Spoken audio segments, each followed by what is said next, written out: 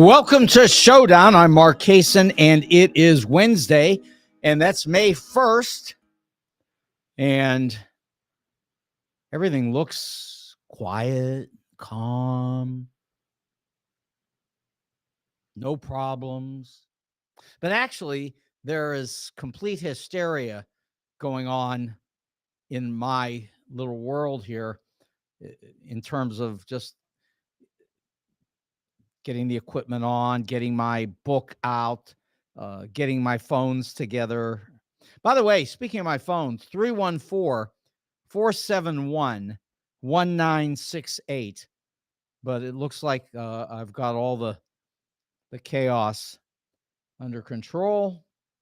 And today is another banner day in the world of Donald J. Trump and in our lives. And you know, I mentioned last night, again, just in case you're wondering, why does everybody keep talking about Trump? And, I mentioned the idea that, if you had a meteor headed for Earth and you knew that a collision was imminent and that it would probably bust up the entire planet, you'd probably talk about it every day. And, on Thursday, you wouldn't wake up and say, today we won't talk about the meteor. Let's talk about the nice weather that's due on the following Sunday, although actually it's the Saturday when the meteor is going to hit. That's what's going on here. So that's why the discussion never ends. And I know that Donald does things. I shouldn't say I know.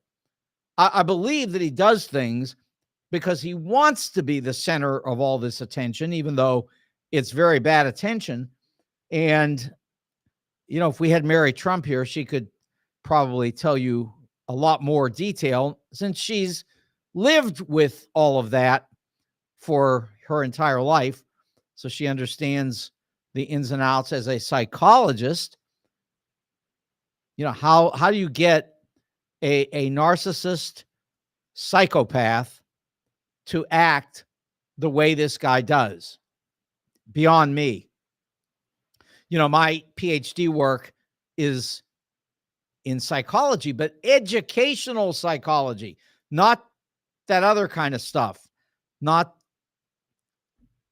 why is your head not wired properly? Yeah, it's not in that. That's somebody else's area. But I can tell you that, just as an example, Donald was told yesterday, you are going to face a very good likelihood of being incarcerated, could be up to 30 days, if you continue to go on and on with your rants, which are violating the gag order. So immediately upon leaving the courtroom, Donald goes berserk. Now, he may not have violated the gag order this time because he mostly went off on the judge. But remember, the judge is the person who is going to make the decision the next time that the gag order is violated as to what is going to happen to Donald. So he's only encouraging this. Some would say baiting the judge. Maybe that's what he's doing. But at the same time, the judge is attempting not to take the bait because he could have already put Donald in jail for 30 days. And 30 days from today would mean that Donald would miss the whole trial. There is a side to that has nothing to do with the psychosis that Trump has, and that is he is apparently ice cold in that courtroom and falling asleep all the time. So if he were to sit in jail for 30 days, he'd miss the trial. He'd be there in time to be sentenced, probably 4 years in jail, and he wouldn't be cold all the time. which is good. And the cameras wouldn't catch him. Well, there are no cameras. The sketch artists wouldn't catch him sleeping all the time, which he is doing. Some people have said, well, it's sort of bizarre that he's sleeping because it's so cold that you would think that people would not sleep if it's that cold. On the other hand, I'm not so sure that that's really good scientific evaluation of the case, because I have seen kids in classrooms sleep when the classrooms are ice cold. So that didn't stop them, and I guess it's not going to stop Donald either. He'll sleep. And by the way, if you'd like to call in, 314-471-1968. We are supposed to have, really any moment, maybe, 3 students from Cardinal Ritter College Prep. They're supposed to be coming in to talk about the debate that they will be participating in tonight. But as you can see, as I can see, they're not here yet. And, you know, you could say what I always say, which is teenagers. Yeah. Okay. Although I will admit that I've done many shows over the years where grown-ups, even people in politics, are told that they're supposed to show up at a certain time, and they know that there are time limits that you're supposed to be there, and then they don't show up. So I suppose it's not that big of a deal, and it's not even that much teenagers. But we'll see. They may show up here. Hopefully they will. Couple of other things going on. I'll tell you, today was an interest rate day on Wall Street. The market was relatively firm early in the day. And then the Federal Reserve at 1 o'clock our time, 2 o'clock in New York, the Federal Reserve announced the results of their latest meeting. And what they did was nothing that extraordinary. They kept rates the same. And then they reduced the number of bonds that they would sell in their portfolio. And when they sell those bonds, it's the opposite of quantitative easing. It's quantitative tightening. And that kind of tightening was higher, but now it's been brought down a little bit, but it's still tightening. So the Fed is still tightening. Every time they sell bonds, they tighten. I think they've lowered the number now. It'll be down to 25 billion per, I don't know if it's 2 weeks or 4 weeks, but at any rate, it was about 60 or 70 billion. Now it's down to 25 billion, but it's still tightening. It is still tightening. And I mentioned this the other day too. Don't get too bored with all this economics, because honestly, everybody pretty much knows that the country is just widely ignorant when it comes to anything to do with economics, money, markets. Country knows nothing. The Federal Reserve knows a lot, but even then, predicting is not simple. Nevertheless, they know a lot. So what they have done is left the rates high, 5.25 to 5.5 on the federal funds rate. That's the shortest term.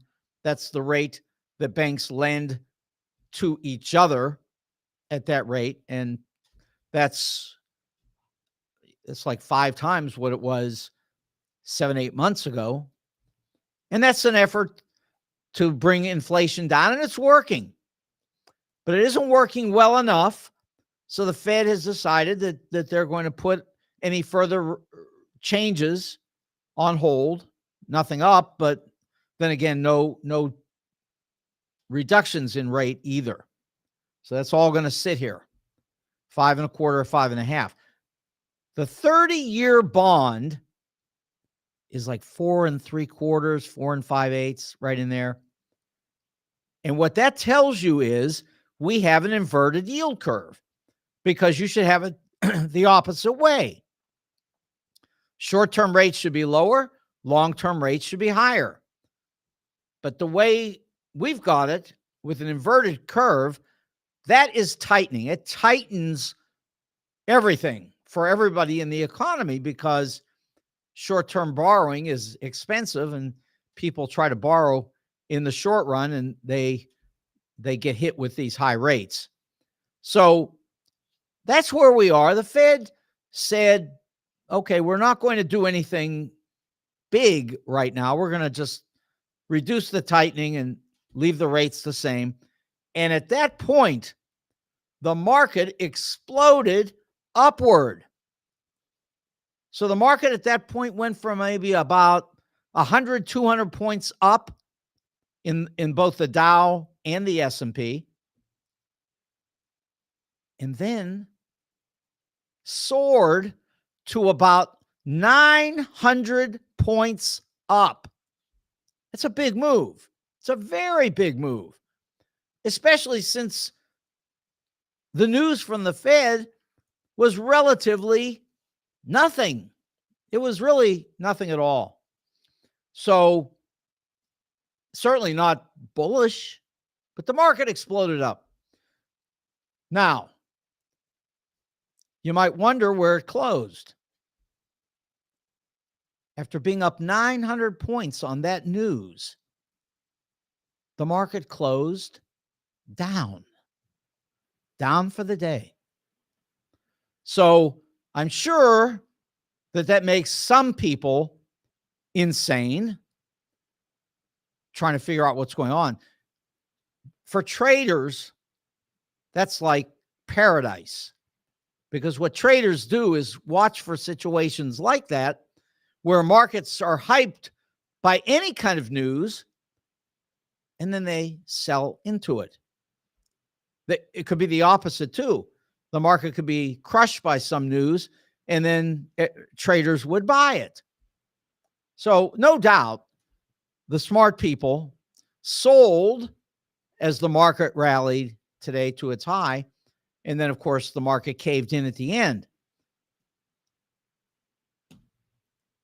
I'll say this, and I've been talking about this for 4 or 5 days now. The chances for this market to fall pretty sharply are significant. And today was a good example of why that's true. Not just the reversal, but the reversal is part of it, but also the fact that when the market was up at the best, it was all Amazon and Apple and Meta, which of course is Facebook, and Microsoft. Microsoft was up about $12 at one time. Meta, I think, was up $17. All these stocks caved in at the end, and the NASDAQ ended also minus for the day. Had been up 300, ended up down 50. Interesting market action, and I bring it up especially because in the days ahead, I think we're going to have some very important conversations about what the down market means. Not that Joe Biden has done something wrong, not at all.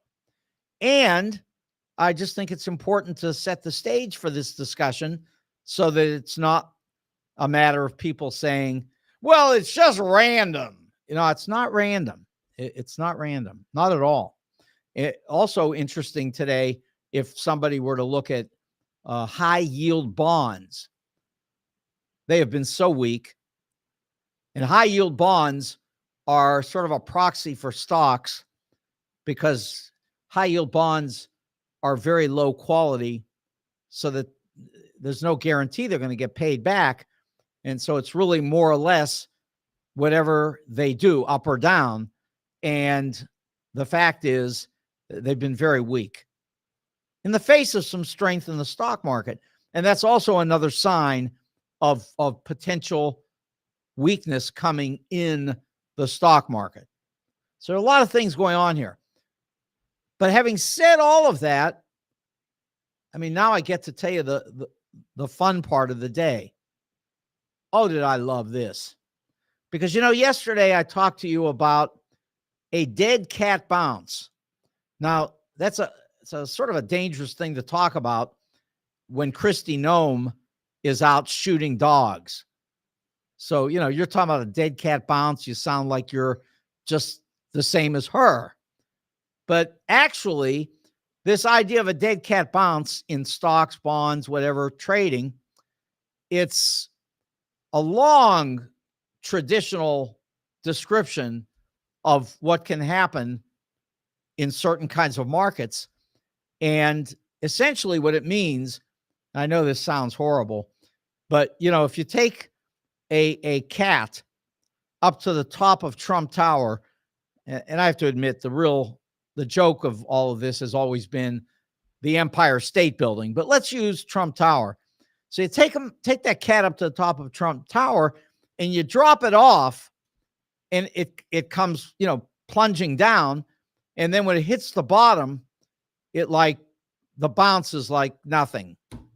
It hardly moves. Yeah. So that's a dead cat bounce.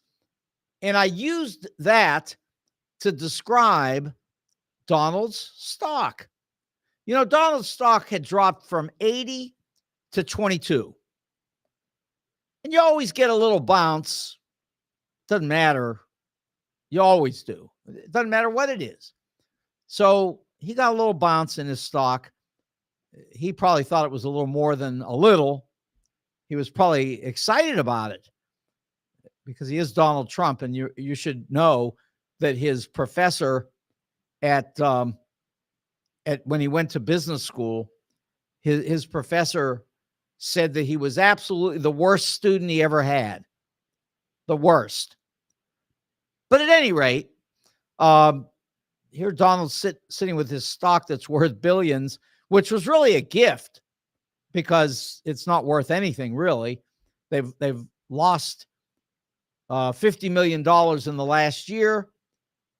They've had $5 million in revenue over 3 years.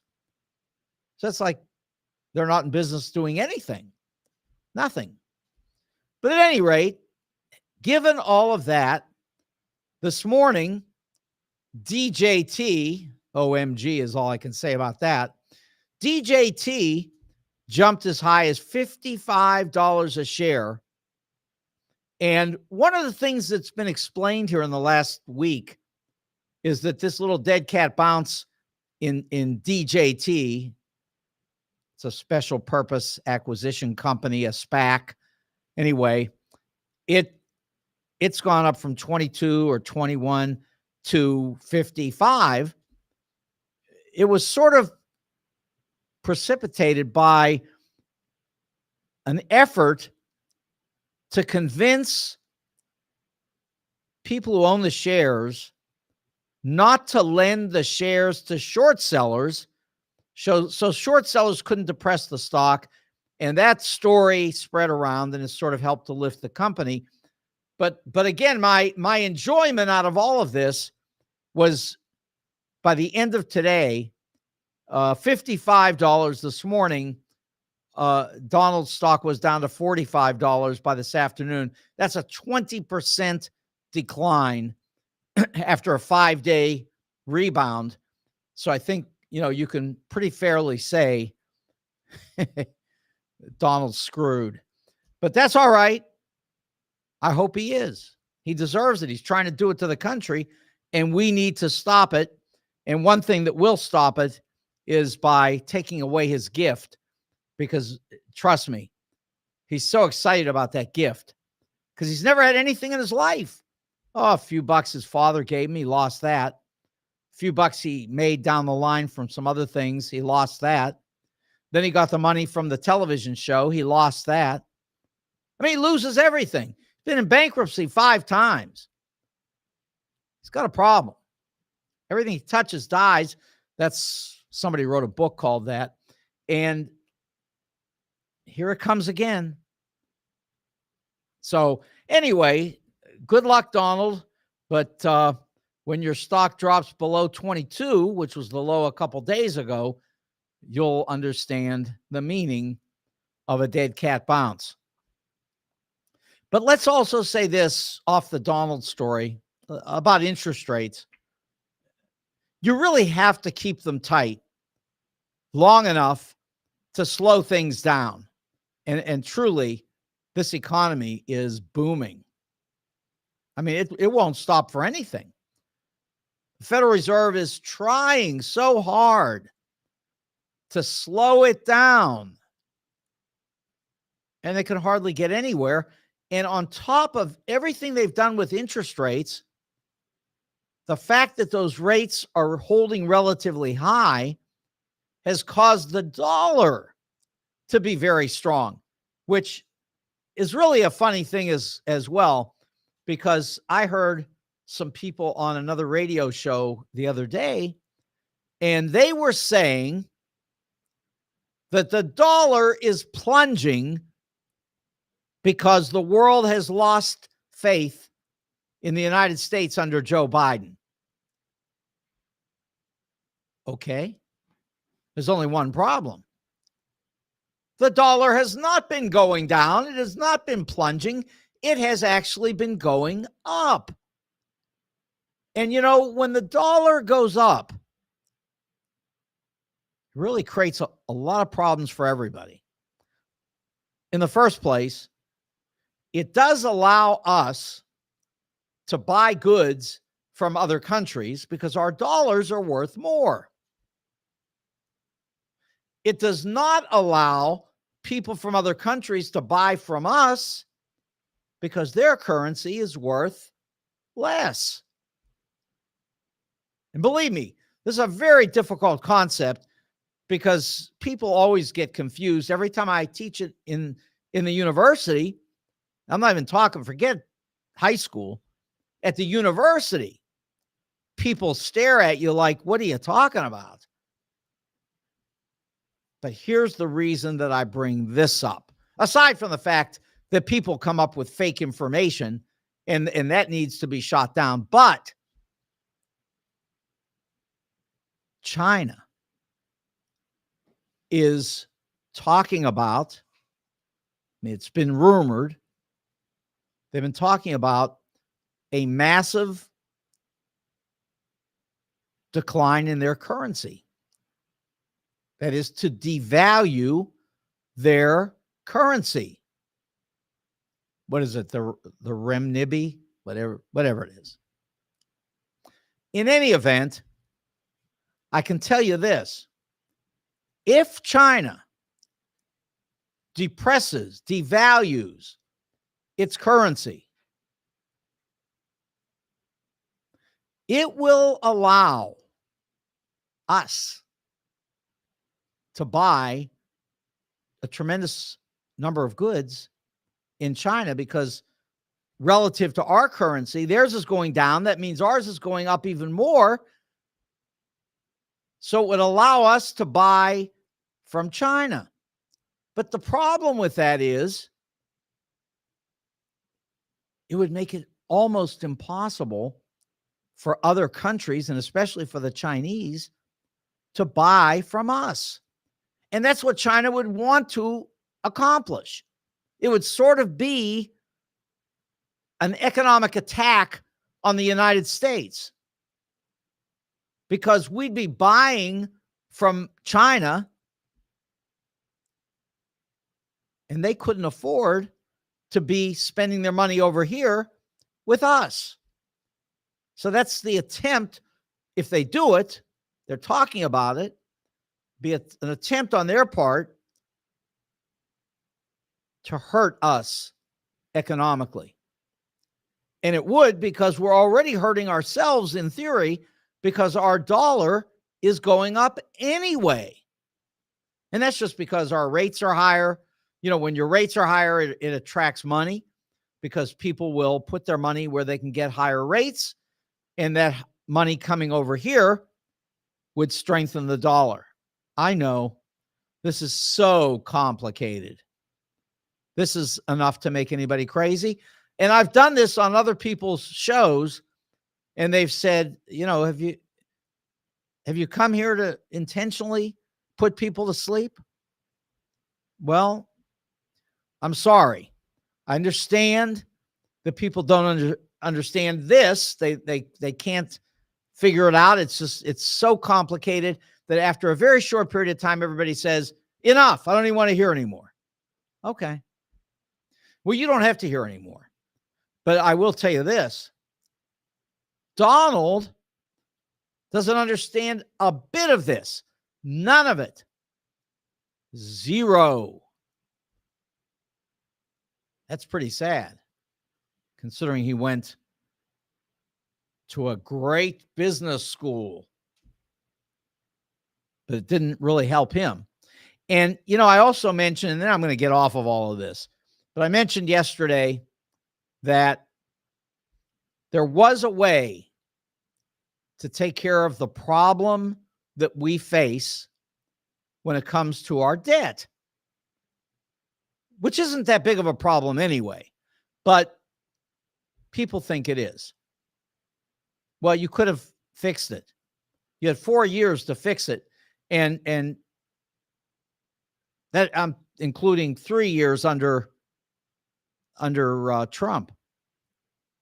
All he had to do, and he actually quoted this article in some speech somewhere, but I guess he didn't understand what he was talking about, in that we had the ability, the United States, to sell 100-year bonds that would have, in essence, given us a long-term mortgage that we would have paid off at 2% per year for 100 years. And of course, we're already up to 4.5%. If you look at the chart of interest rates, which I didn't bring today, I expected that my students were going to be here, and they still might be, I hope. But at any rate, if you look at that chart over 250 years, you will see that rates have gone down to 2%. That's the lowest. And they've gone up to 14. And there are a lot of times it's gone to 9, 10, 11%, and then back down to 3, 4%. But 2% was the lowest ever. And there's an article today, the day after I told this story yesterday. There's an article today in something called Market Watch, which is tied to Barron's Magazine, which is published by Dow Jones, which is the publisher of the Wall Street Journal, just so you understand there's credibility in all this. And they were telling the story of how we failed to take advantage of these low interest rates in a way that would have protected our country for 100 years from any debt problems. In fact, if we would have locked up all this money at 2%, we could have come into the marketplace and borrowed $10 trillion for the heck of it, just to have a little money. Could have done that.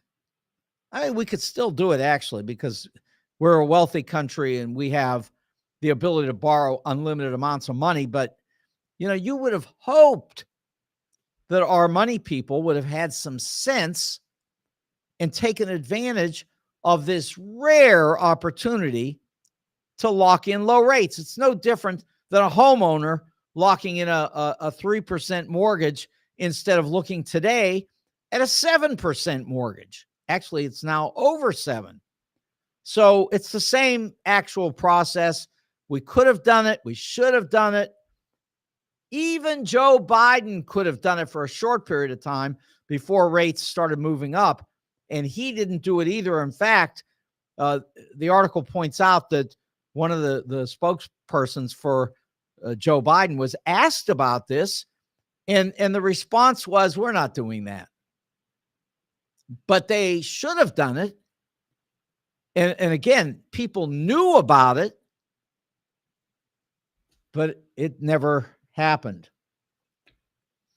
Okay, so I got some more great Donald Trump stories, and maybe some kids that would be very interesting because they're having a super debate tonight.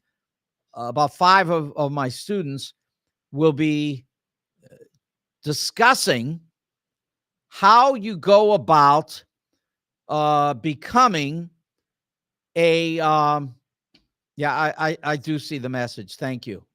I get it. How you go about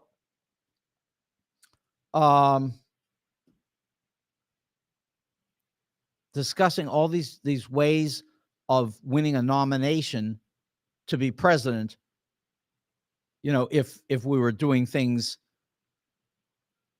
in a sensible way instead of what we're doing, which is insanity, and giving Donald Trump the keys to the Republican Party with him knowing nothing about anything. He doesn't know the first thing about any policy at all. You may remember there were times when people said about Bill Clinton, they said, that man is such a wonk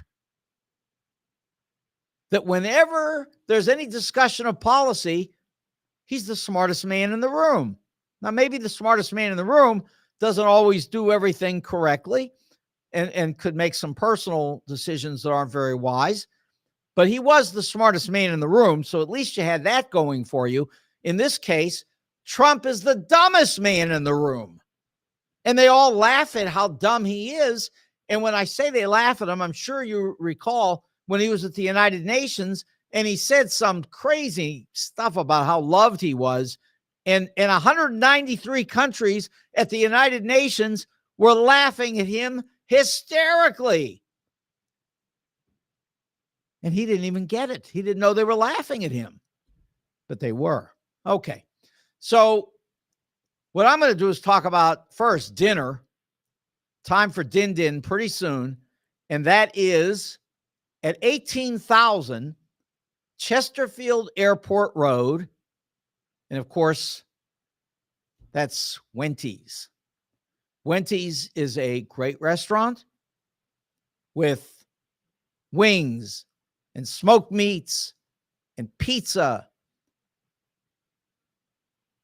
And what I love happens to be the barbecue ribs, the baby back ribs. I love them. Love those ribs. They've got that, and that's my favorite. But you eat what you want at Wenty's. Patty melts, cheeseburgers, said pizza. Just great food. Great food, great people. Ben is there. He's the owner. He is fun to meet. You need to meet him. In fact, I need to be up there again soon because I just would like to say hello to Ben. I enjoyed the time I was there, and it's time to go again. And I can go without Vic. I went with Vic the first time, and I'm happy to go with Vic the next time. But I'm just saying he doesn't have to hold my hand. I'm old enough. I can go. So anyway, that's Wenty's at 18,000 Chesterfield Airport Road in the Valley. And I will tell you that soon Wenty's will be in Defiance, Missouri. I don't know if they allow me in Defiance, Missouri. I'll have to check with Vic to see if they allow Jews in Defiance, Missouri. I'm not sure, but we'll find out. Yeah, I don't want to take any chances. Okay, so that's first, Wenty's. So now let's talk about jewelry. And you can go see my friend Al at 4506 Hampton Road. And that is in St. Louis. And believe me, Jewels on Hampton is a phenomenal jewelry store. They buy and sell coins and jewelry. If you've got a watch that's broken like mine was, they'll fix watches. They do everything. They really do. They design jewelry very creatively, or you tell them what you want done with your gems and they'll fix them for you in the design that you want.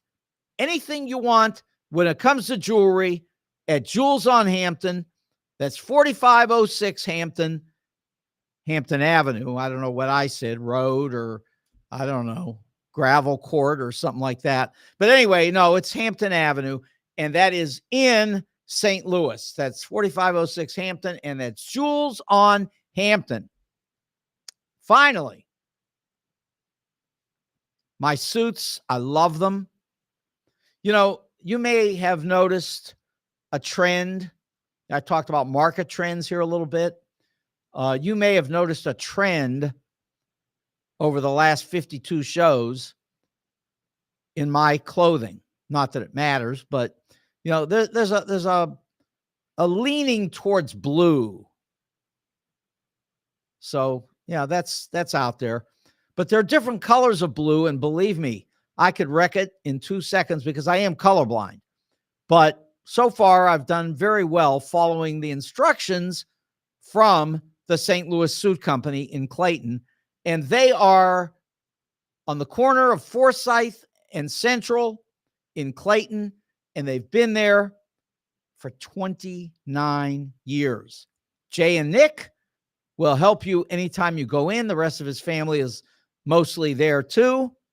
They sell everything you can imagine when it comes to clothes. They're terrific when it comes to weddings. It's one of their main items that they take care of. The only thing they don't have, it's the only thing. Like I've said before, you can probably buy some Wendy's food there. They probably have Wendy's pizza in the back room. But what they don't have is Chucks. Sorry. I wear Chucks. You can get your Chucks somewhere else, but you can get everything else at the St. Louis Suit Company on the corner of Central and Forsyth in Clayton. 29 years. They're great. Okay. So what has Trump been up to? Well, let me start with this one. And this is pretty sad. You know, I've been bringing up the fact in the last week or so because we've seen it. We now know factually that Donald Trump is actually the fake news that he has always accused everybody else of being. You know, the New York Times, the enemy of the people. The Washington Post didn't know anything. CNN and MSNBC, you know, he always talked about how they refused to put the camera on him because people would see how big his crowds are. So, you know, he thought they were avoiding showing the crowd size when everybody knew that he had crowds. Now he has no crowds. Nobody goes anywhere to see him anymore. And you know, that's a fact. You go to the courtroom and it's empty. One or two people out there with a sign for Trump, and that's the end of it. But in any case, Trump lies when it comes to everything. We know that. And he's the fake news, National Enquirer, although if you call that news, that's unbelievable. But okay. Now, here's why I bring this up. The New York Post and the Washington Examiner. Be careful. Not the Washington Post, the Washington Examiner. They came out with this story. And the story was that in the first 100 days of Joe Biden's administration, that his lies, that his facts that weren't facts, the things that he said were all so wrong. They were misstatements that showed how completely inept the Biden administration is and has been from the start. That's the story. It was in the Washington Examiner and the New York Post. Now, I have a friend, and this friend is very smart. When I tell you he's smart, he's probably got 170 IQ, I guarantee you. Or maybe it's 160. I knew somebody with 170, but maybe this is 160. Photographic memory. He knows everything. And he told me this story, but he got one fact wrong. He explained to me that it was the White House that put out this information. It was the White House that reported itself that in its first 100 days, that its misstatements were so egregious that it was verging on criminal. And I said to my friend, when he said this to me, I told him, I haven't looked this up. I haven't heard it anywhere. And I told him, I guarantee you that the White House didn't say this. And it's not true.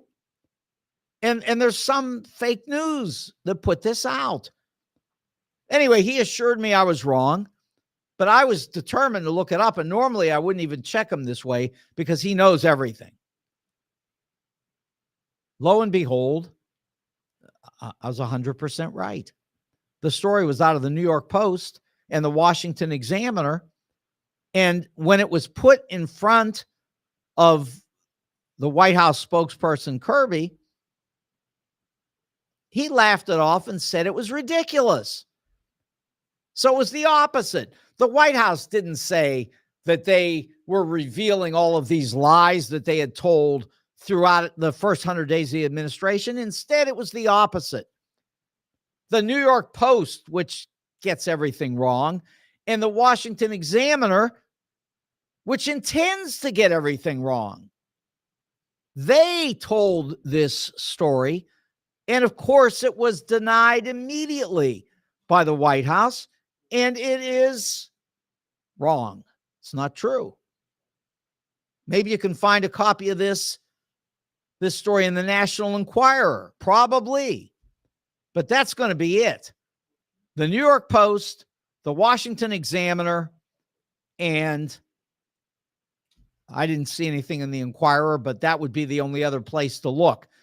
Trust me, it's not true. And certainly the White House never said it. And that was what was being put on me, that the White House was admitting how foolish they were and lying. But no, if they were lying, they weren't admitting it. But if you get it out of the New York Post, and if you get out of the Washington Examiner, you can be sure that it's exactly what Donald has described, fake news. Okay, so that's one thing. Here's a good one. Trump has promised, no details, of course, that he will have Evan Gershkovich from the Wall Street Journal brought home immediately upon his entrance into the White House. About the same time while he's releasing the so-called hostages, that's what he calls them, that is the criminals who busted up Washington and tried to kill the police and everybody else, and Mike Pence, they were trying to hang Mike Pence. You know, all those wonderful people out for a picnic, okay? He wants to release them all, but what he's promising is he will get Evan Gershkovich out of Russia. No details, but I will say this.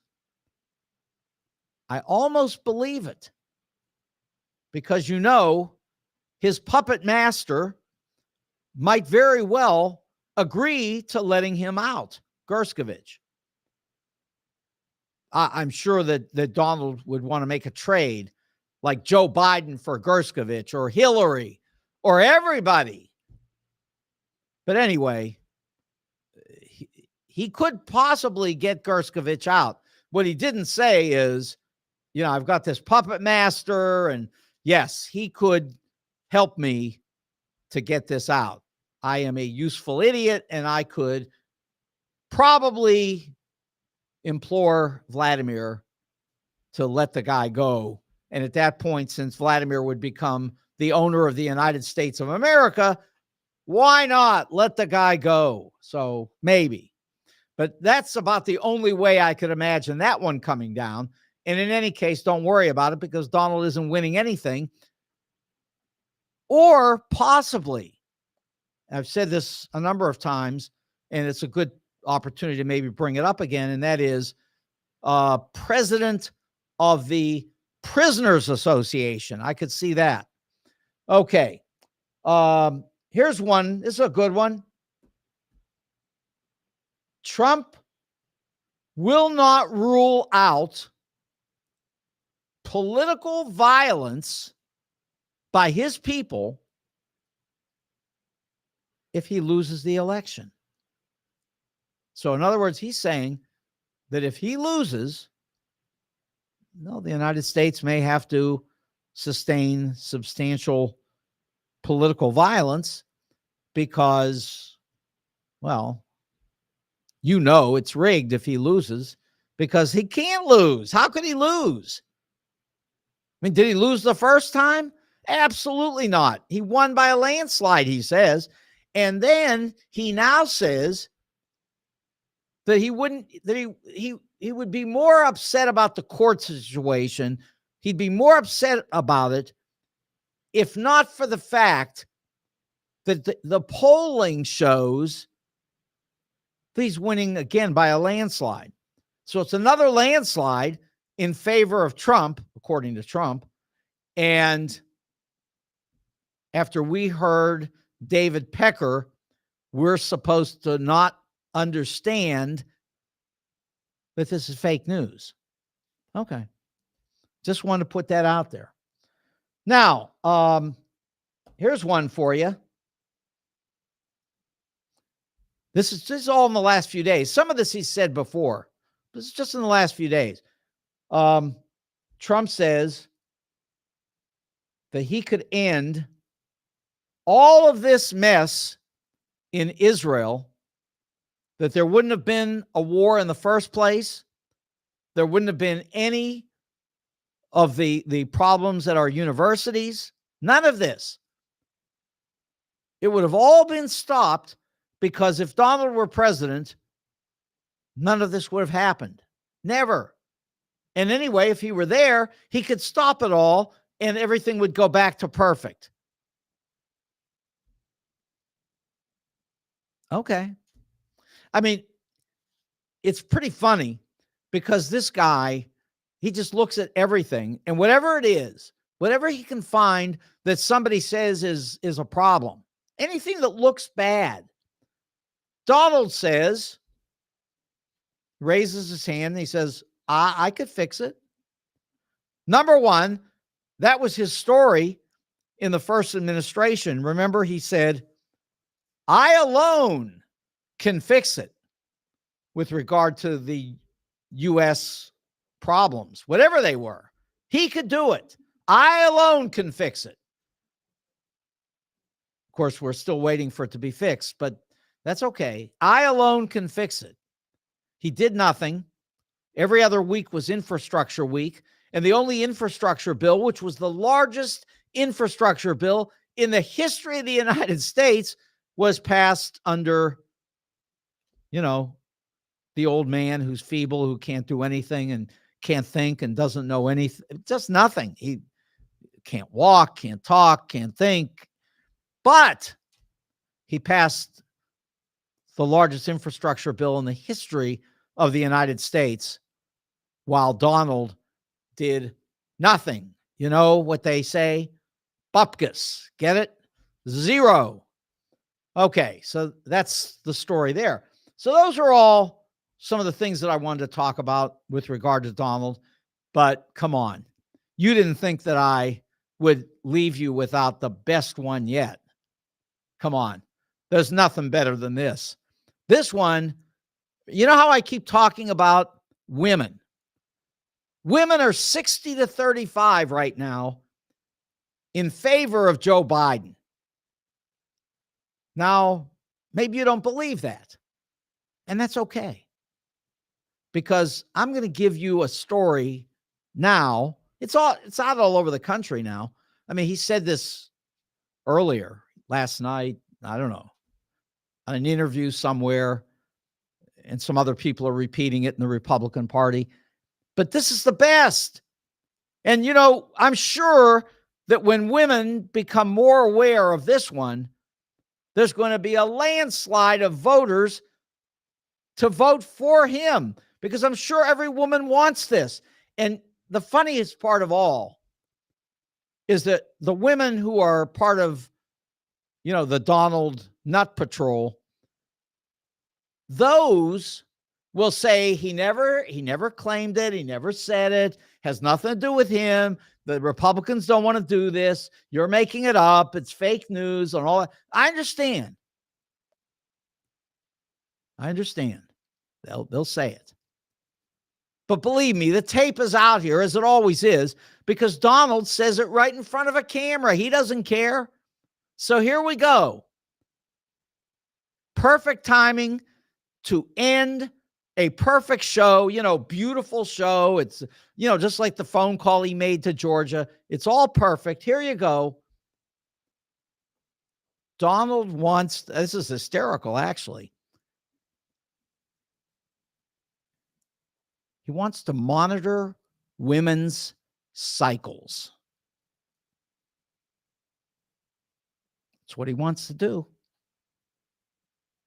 He wants to be sure that women are not doing anything that would allow them to have even the opportunity to somehow sneak in an abortion. I mean, I'm not even talking about an abortion. I mean, I don't think anybody wants to see women have abortions. I certainly don't. But listen, Donald, if you're a woman, wants to monitor your cycles. I'd like to know how he's planning to do this. That is amazing. Great way to end the show today. I'll tell you, if you don't walk away shaking your head on this one, I don't know what you will, unless you just say, come on, he never said it. He didn't believe it. It's not Donald. It's not the Republicans. Joe Biden made it up. And, all of that. Go look at the tape. Go look at the tape. Okay. Wendy's, St. Louis Suit Company, Jules on Hampton. Keep them in mind. And remember, this is Showdown. I'm Mark Kaysen. Good night.